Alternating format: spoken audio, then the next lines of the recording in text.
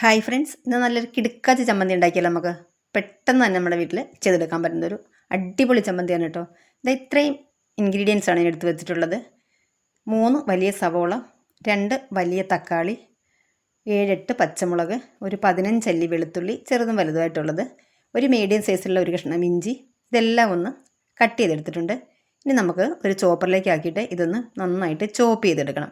അപ്പോൾ ഇതാ ഈ ഒരു ചോപ്പറാണ് കേട്ടോ ഞാനിതിന് ഉപയോഗിക്കുന്നത്. ഈ ചോപ്പറിൻ്റെ വീഡിയോ ഇതിന് മുമ്പ് ഞാൻ ചെയ്തിട്ടുള്ളതാണ്.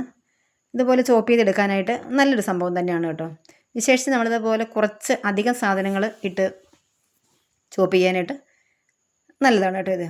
അപ്പം മിക്സിയിൽ ഇത് ചെയ്തെടുക്കാൻ പറ്റുമെന്ന് ചോദിച്ചിട്ടുണ്ടെങ്കിൽ മിക്സിയിലാവുമ്പോൾ ഈ ഒരു രീതിയിൽ നമുക്ക് കിട്ടുമെന്ന് തോന്നുന്നില്ല കേട്ടോ. ചിലപ്പോൾ അതൊന്ന് അരഞ്ഞു പോകാനുള്ള സാധ്യതയൊക്കെ കൂടുതലായിരിക്കും. ചോപ്പറിലാവുമ്പോഴത്തേക്ക് അത്രേ പ്രശ്നം ഉണ്ടാവില്ല. പിന്നെ മിക്സിയിൽ നമ്മൾ ചെയ്യുകയാണെങ്കിൽ ഇതുപോലെ കൂടെയൊക്കെ ഒന്ന് ഇളക്കി ഇട്ട് കൊടുത്തിട്ട് ഒന്ന് ചെയ്താൽ ചിലപ്പോൾ ശരിയായിട്ടുണ്ടാവും കേട്ടോ.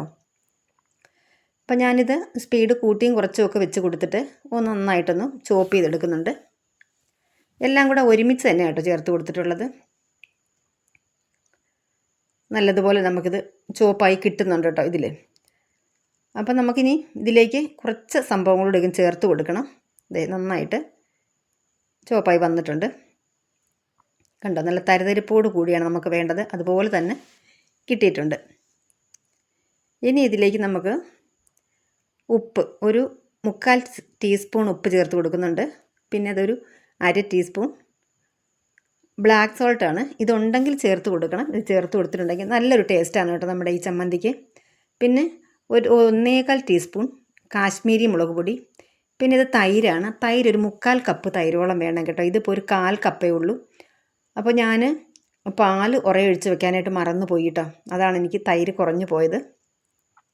ഇനി ഇതിലേക്ക് ഒരല്പം മാത്രം മല്ലിയില ഇട്ട് കൊടുക്കാം. എന്നിട്ട് നമുക്കിത് ഒന്നുകൂടി ഒന്ന് മിക്സാക്കി എടുക്കാം. എല്ലാം നല്ലവണ്ണം ഒന്ന് മിക്സായി വന്നാൽ മതി. നന്നായിട്ട് ചോപ്പായിരിക്കുകയാണല്ലോ.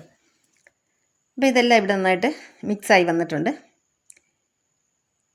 നല്ലതുപോലെ നല്ല തരിതരിപ്പോട് കൂടി നമുക്ക് കിട്ടിയിട്ടുണ്ട്. ഇതേ കണ്ടോ, നല്ല സെറ്റപ്പായി വന്നിട്ടുണ്ട് കേട്ടോ. ഇനി നമുക്ക് ഒരു കടായി വെച്ച് കൊടുക്കണം.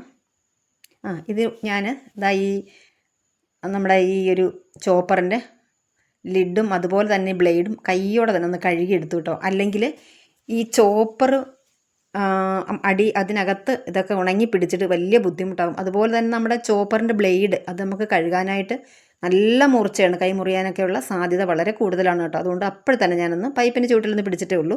ബാക്കി നന്നായിട്ട് പിന്നീട് കഴുകിയെടുക്കണം.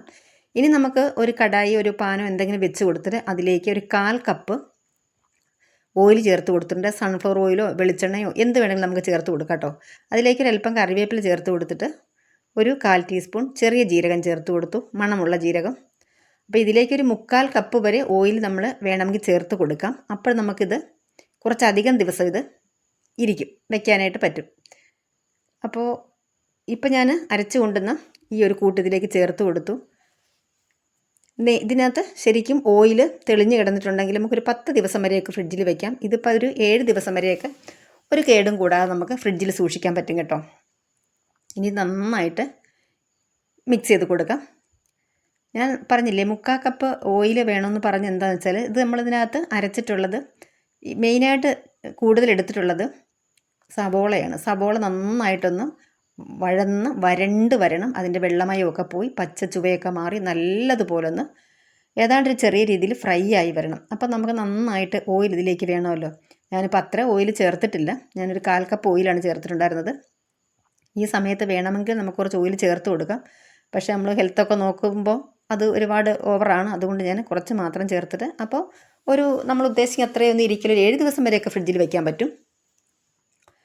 ഈ രീതിയിൽ തന്നെ നമുക്കിത് റെഡിയാക്കിയെടുക്കാം. ഇനി ഏകദേശം ആ വെള്ളമൊക്കെ ഒന്ന് വറ്റി വന്ന് ഏതാണ്ട് ഓയിൽ തെളിഞ്ഞ് വന്ന് തുടങ്ങിയിട്ടില്ല എങ്കിലും ഒരല്പം ഓയിലൊക്കെ ഇത് തെളിഞ്ഞ് വരും കേട്ടോ. ഇപ്പം നമുക്ക് ഒരല്പം മല്ലിയില ചേർത്ത് കൊടുക്കാം. മല്ലിയില എന്തായാലും ചേർത്ത് കൊടുക്കണം കേട്ടോ. മല്ലിയിലയാണ് ഇതിൻ്റെ ടേസ്റ്റും ഫ്ലേവറും ഒക്കെ വളരെ അടിപൊളിയാക്കുന്നത്. ഇനി നല്ലതുപോലെ തന്നെ ഇളക്കി കൊടുക്കാം.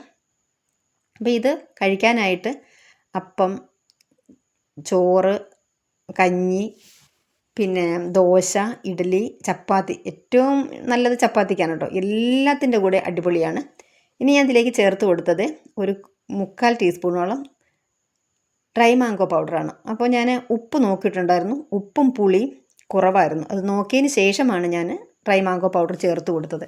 അപ്പോൾ നമുക്ക് അത്രയും ചേർത്ത് കൊടുത്ത് ഒന്നുകൂടെ ഞാൻ നോക്കി. അപ്പോഴും ഉപ്പും പുളിയും രണ്ടും കുറവാണ്. നമുക്ക് തൈര് കുറവായിരുന്നല്ലോ. അപ്പോൾ ഞാൻ അത് ഇത്രയും കൂടെ ഒരു 1/4 ടീസ്പൂണും കൂടെ ചേർത്ത് കൊടുക്കുന്നുണ്ട് ഡ്രൈ മാംഗോ പൗഡർ. അപ്പോൾ ഇത് ചേർത്ത് കൊടുക്കുമ്പോൾ ടേസ്റ്റ് ഒന്നുകൂടി നല്ലതാവും കേട്ടോ. എന്നിട്ട് നമുക്ക് നന്നായിട്ടിത് മിക്സ് ചെയ്ത് കൊടുക്കാം. നല്ലതുപോലെ ഇത് എല്ലാ ഭാഗത്തേക്കും ആയിക്കോട്ടെ. ഇനി നമുക്കിത് റെഡിയാക്കിയിട്ട് ഒരു ഡബ്ബയിലാക്കിയിട്ട് നന്നായിട്ട് അടച്ചിട്ട് ഫ്രിഡ്ജിൽ വെച്ചിട്ടുണ്ട്. ഒരു 7 ദിവസം വരെ സുഖമായിട്ടിരിക്കും കേട്ടോ. ഒരു കുഴപ്പം ഉണ്ടാവില്ല. പിന്നെ നമുക്കിപ്പോൾ പെട്ടെന്ന് തന്നെ നമുക്ക് കുറച്ച് ദോശമാവൊക്കെ ബാക്കിയുണ്ടെങ്കിൽ നമ്മൾ ദോശ ഉണ്ടാക്കാനായിട്ട് നമുക്ക് എളുപ്പമാണ്.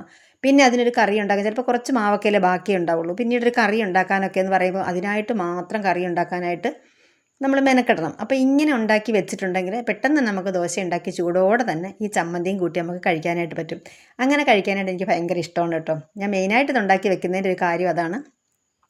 പിന്നെ നമ്മുടെ വീഡിയോ കണ്ടുകൊണ്ടിരിക്കുന്ന സമയത്ത് ലൈക്ക് ചെയ്യാനും ഷെയർ ചെയ്യാനും നമ്മുടെ ചാനൽ സബ്സ്ക്രൈബ് ചെയ്യാനായിട്ട് മറന്നു പോകരുത്. ദേ ഇപ്പോൾ ഓയിലൊക്കെ തെളിഞ്ഞ് വന്നിട്ടുണ്ട് നമ്മുടെ ഈ ഒരു ചമ്മന്തിയിൽ നിന്ന്. കണ്ടോ, ഇപ്പം നല്ല സൂപ്പറായി വന്നിട്ടുണ്ട്. കാണാനും കാശ്മീരി മുളക് പൊടി ചേർത്തുകൊണ്ട് തന്നെ നല്ല ക്ലിയർ ആയിട്ടുണ്ട് കേട്ടോ.